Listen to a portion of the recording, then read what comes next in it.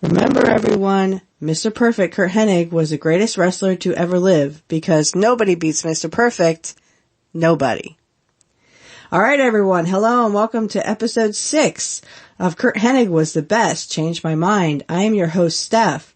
Today on our Perfect Podcast, we're going to talk about Kurt's best friend, Ravishing Rick Rude. First off, I'd like to apologize for my long absence. I have been just so busy lately. I also have been trying very hard to get Jim Cornette's take on Rick Rude, but to no avail. What I do have is an interview with Jesse Ventura where he talks about both Larry Hennig and Rick Rude, but mostly Rick Rude. We'll listen to the interview and then come back and I'll make comments on it. But before we start, you can find this podcast on Amazon Music, Apple Podcast, Spotify, and Google Podcasts. I'm currently looking into a new way for you to support the show. Perhaps we'll do PayPal, so please stay tuned on how you can support the show. And thank you.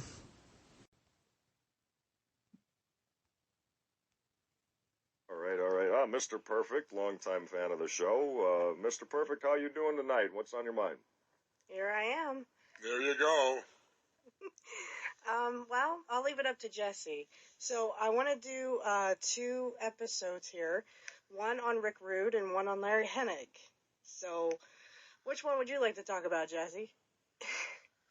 Between Rick Rude and Larry Hennig? Yep.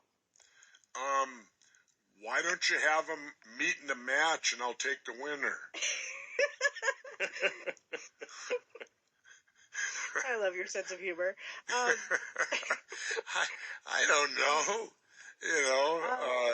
I guess, I have admiration for both because I heard, as far as Rick Rude went, I went to a wrestling thing this past weekend, and was told a few stories of how much Rick Rude looked up to me.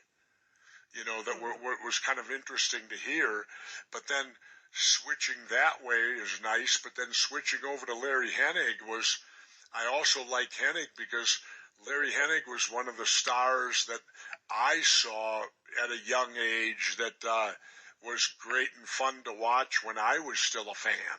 Well, and I would think that you probably fought Larry Hennig more. I mean, I don't think you ever... Oh, I never fought Rick Rude. Yeah. I never had a match with Rick Rude. But you commentated him. Rick Rude won the Jesse the Body Award. That's right. Yeah, no, I gave out my own. They had me give out the Jesse the Body Award to who had the best body in wrestling. And I know I gave the award one year to Rick Rude, I'm sure. I don't even remember how long it lasted because it was a tail end and Vince fired or let me go after the WrestleMania 6. So that ended the Jesse the Body Award. There was no more Jesse the Body, so the award left with me. Waiting to be resurrected someday. To be resurrected. There you go. Absolutely. And he did have the body for it. I thought Kurt had the better body. As I say, because in January of '89, I believe, it was at the Royal Rumble where Warrior and Rude had their little pose down. I remember watching that. And Jesse, you were awesome, as always. Okay. I just remember I would always say, oh, well, the best person or the person who won this contest ain't even in it. It was Kurt. Mr. Perfect's #1 fan over here. We know That's that. right. Yeah. Well, Kurt had a great build, but Kurt's build was not a bodybuilder build. No, Kurt was a strong. No, his was more technician. Yeah. And that was the greatest part of wrestling, I think. Kurt Hennig was an athletic build. Yep. But where the Ultimate Warrior and Rude, they were more of the bodybuilding Classic type. body. Well, Mr. Perfect, thank you for coming up, man. Always a pleasure having you on. Thank you. Sure.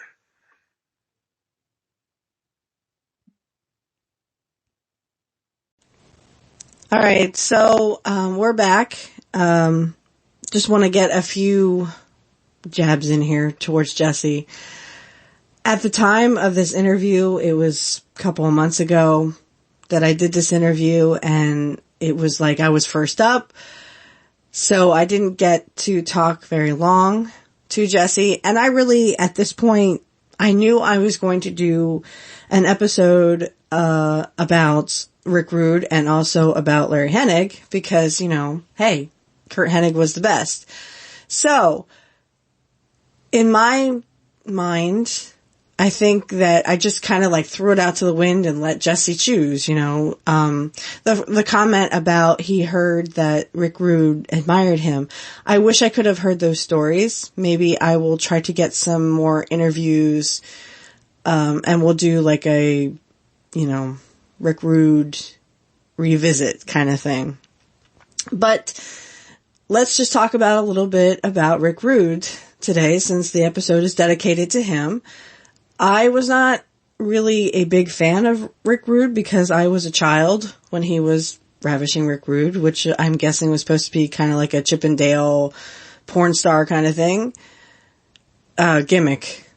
So, in a sense, I think that Rick did a great job. He nailed the gimmick, because if you watch him shake his dick at everybody, I like it how Jesse frames it too. In most of the commentary, he talks about, oh, well, you couldn't shake your hind end like that. I was like, what a nice way of putting it, instead of saying dick. But let's be real here, people. He shook his dick at everybody. I mean, that's what I guess male strippers do, right? So, so let's be realistic and, let's be adults, because I doubt seriously that any kids are listening here. But let's be adults about this, and that's what Rick was all about. He didn't have, I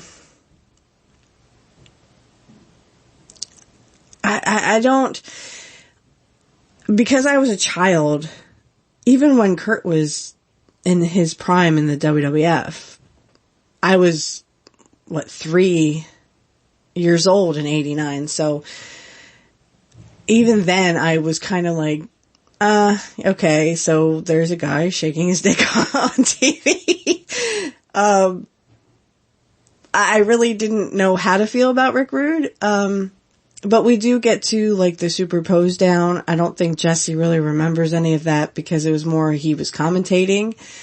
So, but, the first comments here where he says, put him in a match and we'll see, I'll take the winner. That's just, I would say, Jesse's great sense of humor coming out. And I could see Curt being really? And then just laughing. We're trying to do a subject here. So, I probably will use this interview for also Larry Hennig's episode. But I want to also go back to Jesse and kind of, ask him about Larry Hennig, because I think he knows more about Larry Hennig than he would Rick Rude. But the comment about, Rick Rude admiring him, I think that's wonderful. I just wish he would have, spent more time and told me the story that he heard. And maybe we could get that on a future interview of, Rick Rude revisited. So after, I think it was after SummerSlam 1990, you don't really see Rick Rude around the WWF. I believe that's because he just had enough and he left to go to probably WCW, or he took some time off, which, they did in those days. I was only 4 when he had his cage match with, the Ultimate Warrior. So, that was, at the Philly Spectrum in, 1990. So it's been August 27th, I believe. So we're talking about and I read this in Brett's book, that I don't know if he didn't like Jim Hellwig. I think he just kind of was like, hey, if you keep doing the same move, I'm going to beat the crap out of you. And Brett says that, this was back in July. So, cause Brett's birthday is July 2nd or 3rd. I can't remember. I think it's July 2nd. So he, I guess, was against the Warrior, and he told the Warrior, if you keep doing this one move, I'm going to take your arm off and beat you with it. So I don't know if I don't think he hated Jim Hellwig. I think they just kind of didn't know what to do with Jim because Jim was Jim. You know, he didn't really like the business. He was only there to make money. What is the story they always tell, that he held McMahon up for money and stuff like that? I'm not putting any velocity or any credibility to those stories. I'm just relaying them from what I was told. I wasn't a big Jim Hellwig fan. I didn't really like the Warrior. I thought he just was kind of there just for namesake. So when Rick and him had their cage match, I thought the better man didn't win. I honestly wasn't much for Rick Rude either. So, but I just think that Rick was more solid in his wrestling. I do think that Rick, he was a great wrestler. I just think Kurt was better. But don't tell Rick I said that. No, I'm kidding. That would be so cool if I could do an interview with Rick Rude. That would be so awesome. Hey, if anyone knows his son and his son would like to do an interview, you let me know. But I just, in a sense, Rick is sort of, he was Kurt's best friend. They've known each other since, middle school or something. That was always the story in WCW I've always heard. So in a sense, my thoughts on Rick Rude was he seemed like a cool guy. Just don't get on his bad side. And I wouldn't know where that line was. I guess you would have to ask Kurt, right? Because they were friends. And so whatever Rick Rude found interesting about being Kurt's friend, Kurt was a great guy. Let's put that way. As far as Rick Rude, I have heard nothing but good things about Rick Rude. Other than, he liked to smoke weed. I don't think there's anything wrong with that. I say to each their own. Do you. That's what I say about that. So, anyway, that is sort of my take on the whole, Jesse being funny, because I think he was just trying to lighten the mood. But I kind of threw it out to the wind and said, you can talk about Larry Hennig or you can talk about Rick Rude. I don't care. So, but I wanted to start with Rick Rude first because I think that's a hot topic, especially when it comes to Curt Hennig, because, they were friends for a very long time. And then, of course, everyone remembers, or I hope you would remember if you know anything about Kurt's career, in WCW, Rick Rude was his manager. So, my thoughts on that was, I didn't know why Rick couldn't wrestle anymore, and they kind of played it off in WCW at the time as, he hurt his back and he can't come back to wrestling ever. But if you watch some of those matches with him and Kurt, he actually interfered in a lot of those matches and actually took bumps and also gave, bumps to the other wrestlers at the time. I'm talking mostly about the Jim Neidhart and British Bulldog, little feud with Bret Hart that Kurt had in 98. So, I guess, I had not known at the time what was, going down. Well, apparently it was because Rick had some issues with his Lloyd's of London policy where he cashed in. Now, I heard this from Eric Bischoff, so I apologize if it's completely wrong. It could be factually wrong. I don't know. I don't know what happened. I wasn't there. But from the way Eric Bischoff talked, it was because Rick had spent all the money that he got because they officially retired him for his Lloyd's of London policy. and he was told, you give us the money back and then you can wrestle. Well, and from Eric Bischoff's point of view, Rick didn't have it. And he asked Eric Bischoff for the money. I kind of feel bad. Like, I wish there was something I could have done to help Rick get back in the ring. Cause I'm just that kind of person where I would like see if I could raise money for him, like do like a little fundraiser or something to get him back into the ring. Cause I think, in the end that kind of ate him up. Like he couldn't get back into the ring and he couldn't be that ravishing Rick Rude character that he always wanted to be.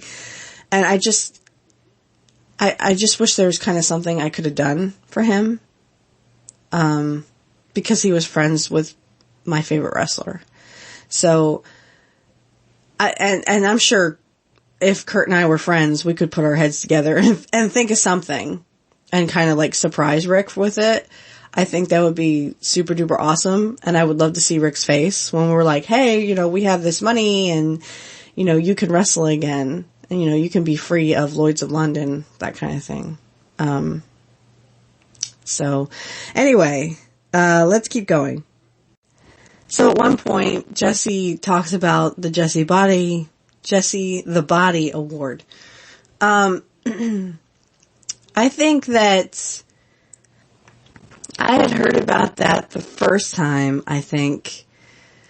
Oh boy, I was going back through watching some, WrestleManias and stuff and some Royal Rumbles. And I remember Jesse talking about that as they got ready for this super pose down or whatever between Jim Hellwig and Rick Rude.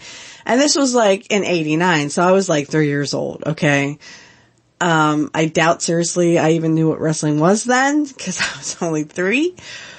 But, in a sense, I guess, looking back at it now that I'm an adult and a woman, both of them had great bodies. I just think that, well, and as I say it in the podcast here, that the one person who won that pose down wasn't even in it, and it was Kurt. And we talk about athletic build as opposed to bodybuilding. I just think that, if Kurt wanted to be a bodybuilder, he absolutely could have been. I just don't think he wanted to take wrestling to that level because he was more of a technician. He was more a scientific wrestler, as they would call it back in my day, right? But I love it here how, and I'll talk more about this in Larry Hennig's episode, but it just seemed like he was calling Larry Hennig old. And all I can say to that is, Jesse, I'm telling Larry Hennig that you think he's old. Because he mentions, Larry Hennig was a star when I was a kid. I'm thinking, oh my gosh, you're 70 years old. So, I mean, are you calling Larry Hennig old? No. Sure, if Larry were here today, he'd probably be laughing and carrying on with Jesse. So stay tuned for that episode because that's going to be an interesting one. And I am going to not only talk about this interview, but also hopefully I'll have some more interviews with Jesse to talk about Larry Hennig. And hopefully maybe Jim Cornette as well. So, but getting back to the whole superpose down, who do I think won that superpose down? I already told you, Kurt, and he wasn't even in it. So, but if I absolutely had to choose, like you forced me to come out with it, Rick Rude. Hands down, Rick Rude. Because, no offense to Jim Hellwig, I just think that Rick was more built. And Jim wanted to be a bodybuilder. I actually saw the Dark Side of the Ring episode about the Ultimate Warrior, and I have no doubts that Jim wanted to be, that top bodybuilder kind of look. But when it comes to it, I just think Rick Rude was more chiseled, more I don't know how to say it, but like tight in the muscles, where you could see that he definitely worked out a lot, and that's okay. But the one thing I have a question about is, where did Rick get his tattoo that's on his right arm? And from the look of it, if you look at it real closely, it looks like an anchor. So where did he get that? Again, I wish I could interview him. So, but this is all dedicated to Rick Rude. So that would be my question to Rick Rude is, where did you get that tattoo? I definitely think that the better man did not win again. So here we are again, you know, comparing Rick Rude to the Warrior. And that was a big feud at the time. And I just, you know, I was just watching last night. I was just watching the WrestleMania 5 that they have on Peacock. If anyone would like to check that out, it's on Peacock. You can get a free subscription with Peacock. And this is not a pun, but I think it's very well. It's a good. I think it's a good investment because I get to watch any Kurt Hennig match I want to watch. You know, within reason. Like, I'm still waiting for them to get WCW Saturday nights for like 97 and 98. But hey, we're cooking with gas here. Right now I'm doing, you know, 88, 89, 90. So basically the start of Kurt's WWF career. And of course, Rick Rude was already kind of established in WWF. So he was already that ravishing Rick Rude character. It just happened that I was watching WrestleMania 5 where Bobby Heenan kind of pulled on the Warrior and then took bumps. And I was like, well, when exactly did Bobby have his neck surgery? Because obviously he was taking bumps then in 89. But I don't remember him taking many bumps after that. He may have taken one or two here or there. My guess is that it wasn't until WCW until he actually had neck surgery and stuff. So, it was a great match at WrestleMania 5 between the Warrior and Rude. Again, the better man won in this instant. Like I said, I'm not trying to be mean to Jim Hellwig. I respect the guy. It's just I wasn't really a big Warrior fan. Back in the day, I was more for Hogan, but also Kurt too, because I admire Kurt's wrestling. I mean, that's why we're here, right? This is why this podcast is here, because Kurt Hennig was the best. And for my one fan who I talked to, well, I don't know if he's a fan of mine, but he's a fan of Bret Hart's. And, Peter One is his handle on YouTube. And he was telling me, oh, well, Kurt never beat Bret Hart. That's not true. I actually went back and it's in 89.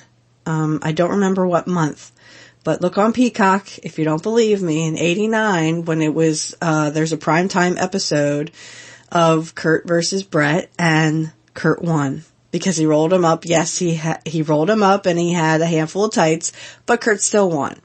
So, you have that there. So, Kurt won. And most of their matches in 89 were basically draws. And I think Kurt wanted it that way because I don't know if he talked to Vince, maybe he was just going to keep his perfect record going for so long. And then it kind of ended there at WrestleMania 6. So, when he lost to Brutus the Barber Beefcake. But in that string of matches, it was just so cool to see. And actually, it's kind of funny because if you listen really carefully, you can hear Kurt Hennig yell, "I'm going to take care of this piece of shit." And I laughed my behind off. Oh my gosh, I laughed so hard. I was like, really? I wonder if Bret heard that. They probably had it all, beforehand. But anyway, so I guess in a sense,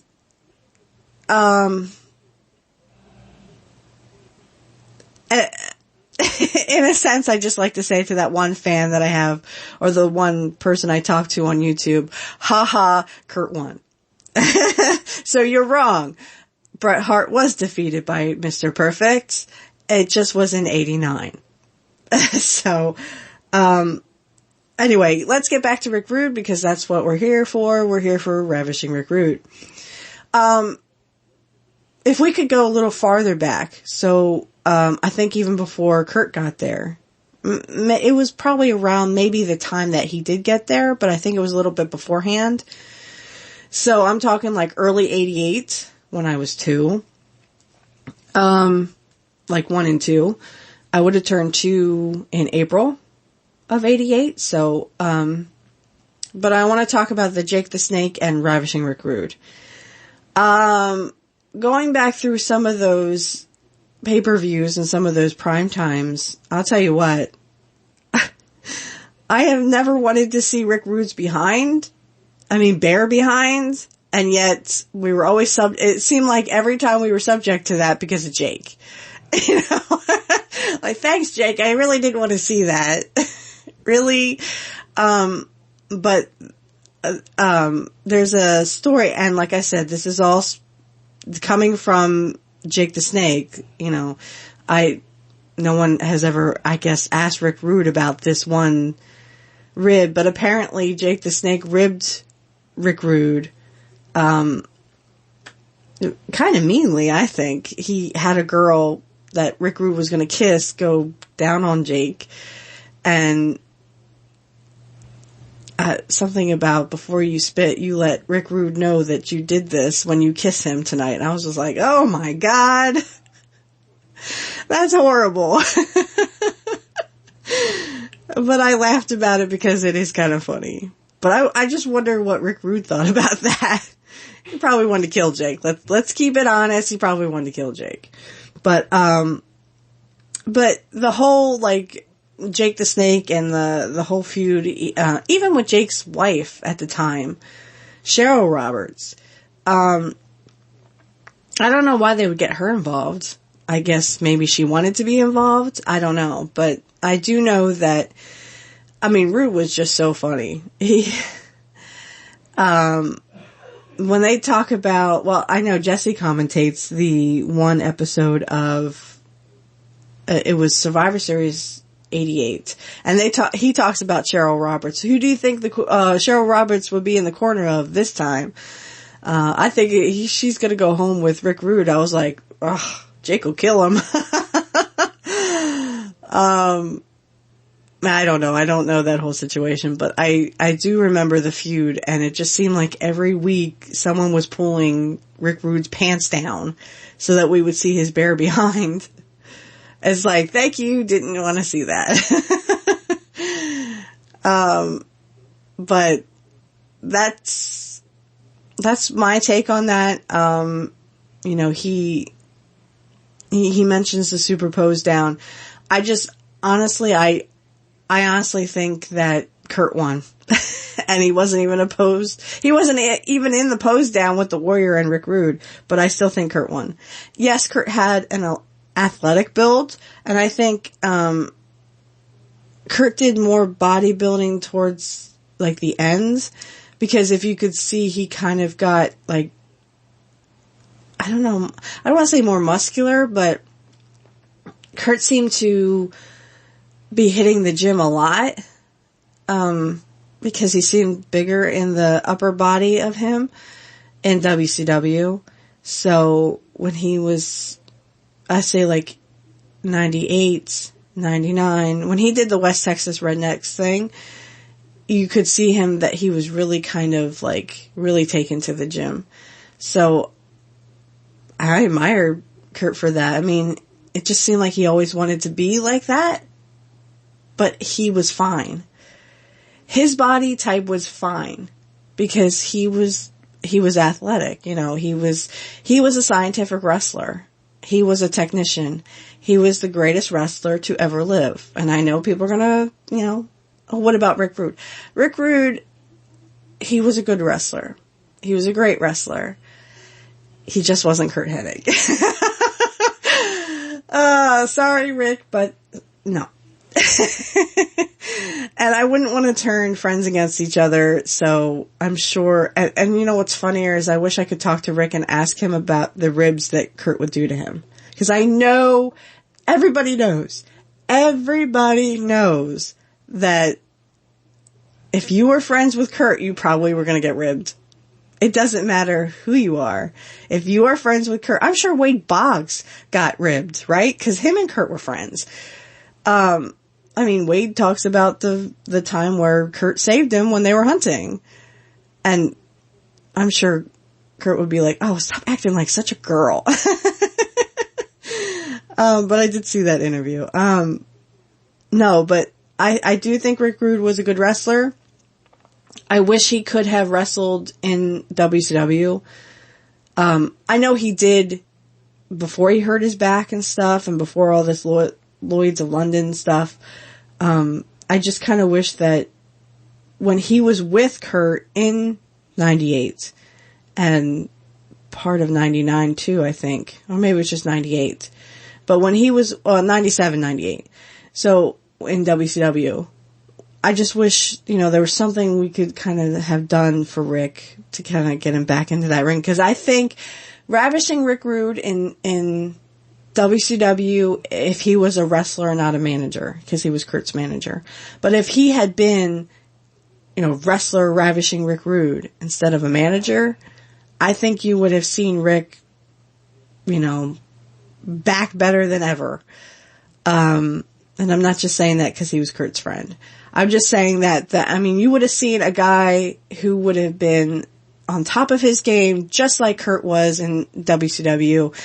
And I could see feuds with not only the British Bulldog and Davey Boy Smith. It could have been like a tag team kind of Kurt and Rick facing, Brett's brother-in-laws or something, or even Brett and someone. So I definitely think there would have been a big feuds in WCW if Rick had been able to wrestle. So again, I wish this was a longer interview, and I wish I could have gotten in touch with Jesse more about the fact that, more about Rick Rude or the stories about Rick Rude, because again, Jesse says that Rick Rude admired him. And I have no doubts about that. I just kind of wish that he would go into details about those stories. So about the Super Pose Down, just really quickly there, if everyone remembers or doesn't remember, again, you can go on Peacock and look it up. It's, Royal Rumble 1989. It was a Super Pose Down between the Warrior and, Rick Rude. So Rick hits him with a steel bar that he's using to pump up in the corner. And that's why I was kind of like, why don't they have like real judges? Because everyone knew that the crowd was going to pick the Warrior, even though I wasn't much for Jim. I just wasn't, like I said, a Warrior fan. I just didn't think much of Jim Hellwig.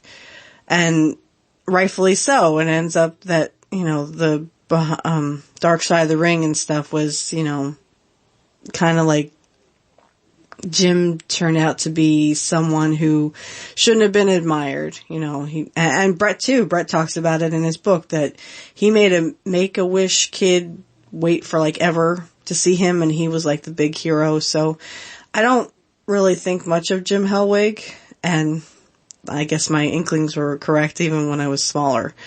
So, but my big question was when Bobby shoots that oil, or supposed to be oil. I hope it wasn't oil, but was that oil that he shot in the face of the Ultimate Warrior? Because it got in Jim's mouth. And if I were Jim, I'd be like, ew. If that was really like baby oil, I don't know what they usually would spray on themselves. I wasn't there. So, and I was only 3 years old in 89.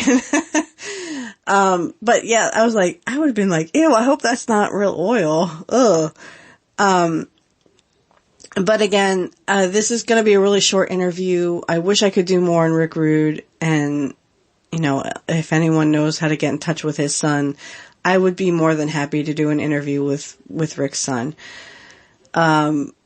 only to hear stories of his dad, from his point of view. I've only heard interviews from like Steve Williams or Stone Cold Steve Austin where, Rick Rude was not really a hunter. He was more of a fisherman, and that Rick liked to smoke weed. I don't care about that, like I said. But the hunting thing was he got the wrong bullets for a gun, and he could have really hurt himself. So you can look for Steve Williams on Rick Rude hunting, or I guess you could just on YouTube, you could just look up Rick Rude hunting. Wasn't really a hunter, so I really felt bad for Rick. But I'm glad that, him and Steve Williams were friends because, I was a big Stone Cold fan as well as Kurt's fan. And yes, Tyrell talks about, me being Mr. Perfect's #1 fan. You darn tootin' I am. I would say, I have admired Kurt for so long because I know he was the greatest wrestler to ever live. That's why I have this podcast. That's why we're here. No? So I would have to say, and I would hope that Kurt would laugh about this, but I'd have to say that I am the perfect fan for Mr. Perfect. I hope he laughs at that. I hope he would. But yeah, I have admired Kurt's wrestling since I was,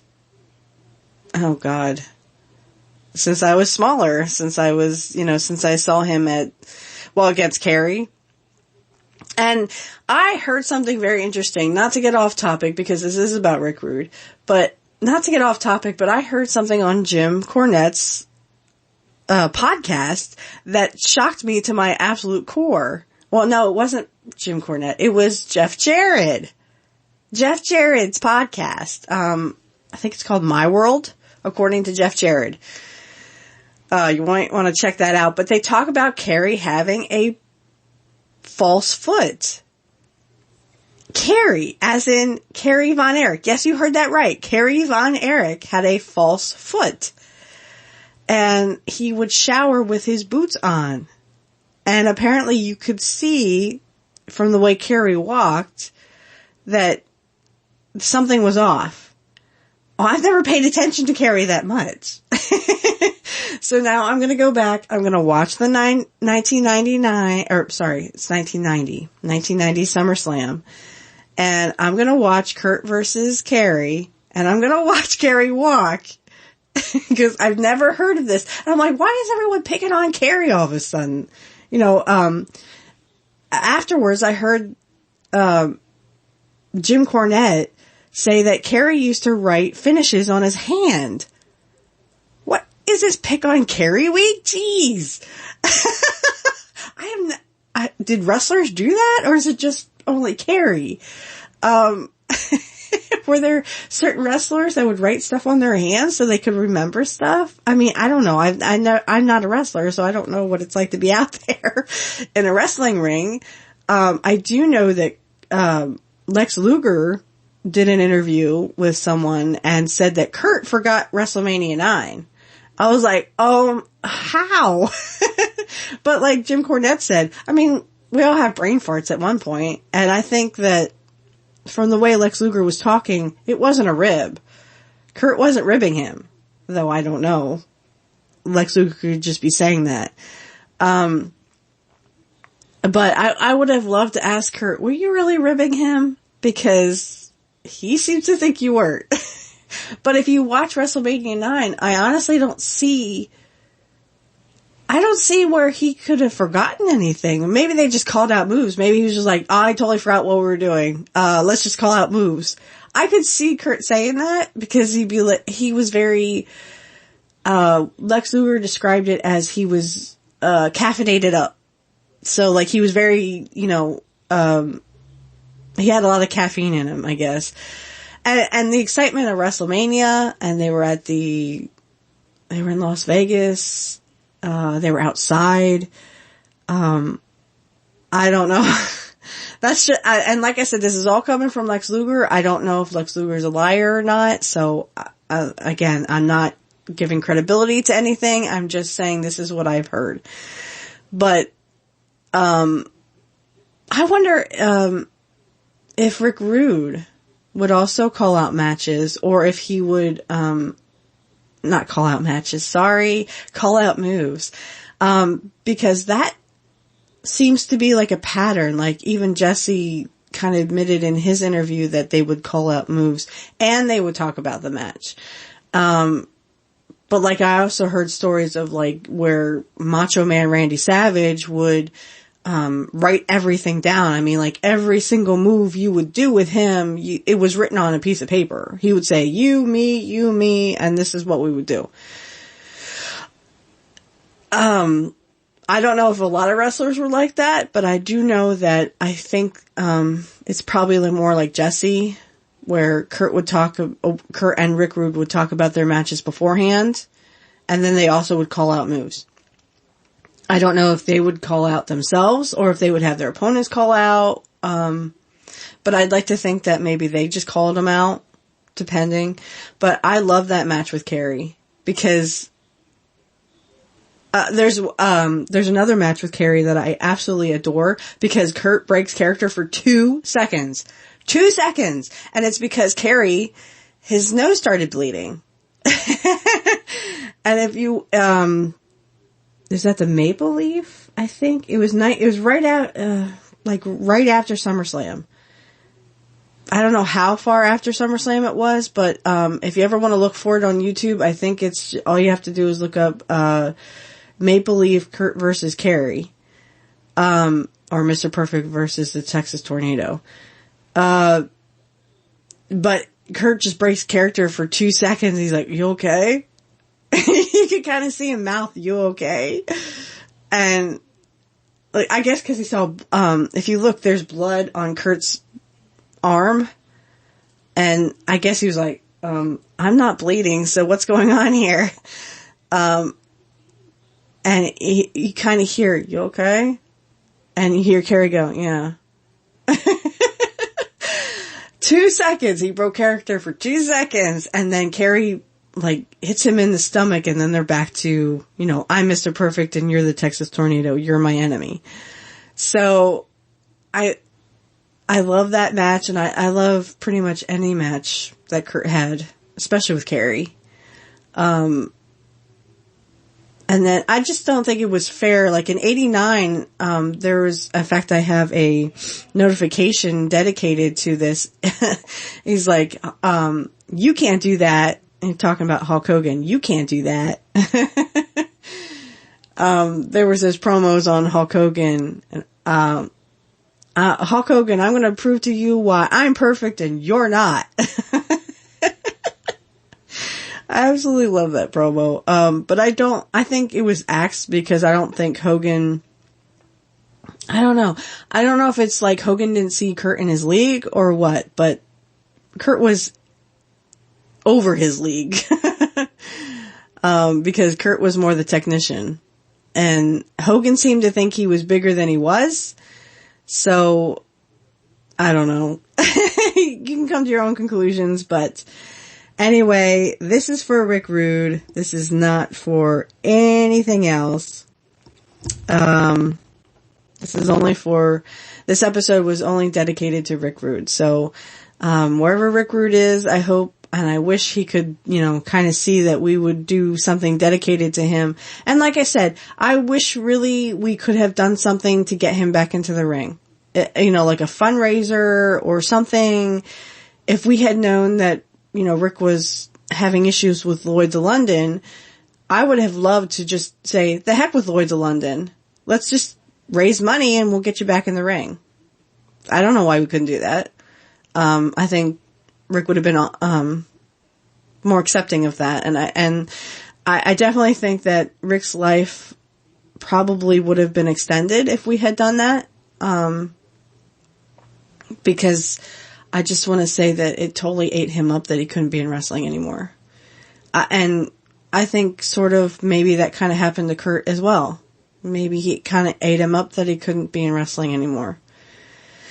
So, yeah, I would definitely be all for that. Like, let's do a fundraiser and let's get Rick back in the ring. Let's see that Ravishing Rick Rude again. Even though I'm like, okay, don't shake your dick at me. Don't, just turn around, go the other way.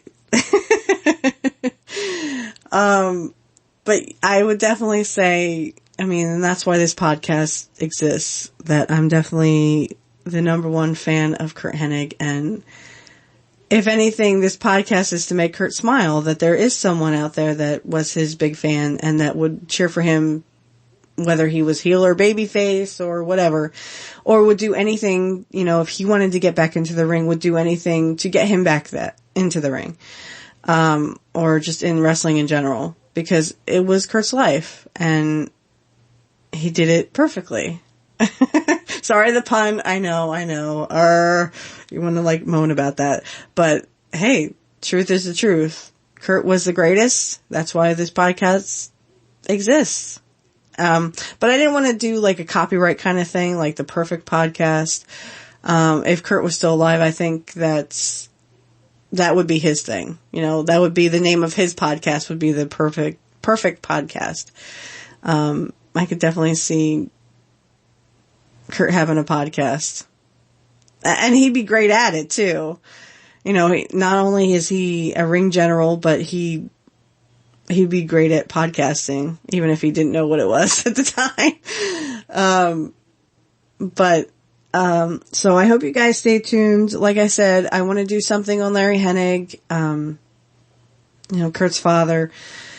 And I do want to get a hold of Jesse again. I just have been so busy lately with things, you know, around here. It's just been so crazy. But stay tuned. There is more to come. We're not done yet. You know, we still have other things we could do. I still have some, listen alongs that I want to do, maybe the NWO turn, Curt's NWO turn. So, I mean, cause I don't understand why they would make him a horseman, only to have him turn, you know, to the NWO. And then I kind of had someone say, well, remember the old saying, if you can't beat them, join them? Well, like, if you can't beat the four horsemen, join them, and then you turn against them. You kill them from the inside or break them up from the inside or something like that. But, so stay tuned. And just remember, everybody, nobody beats Mr. Perfect. Nobody.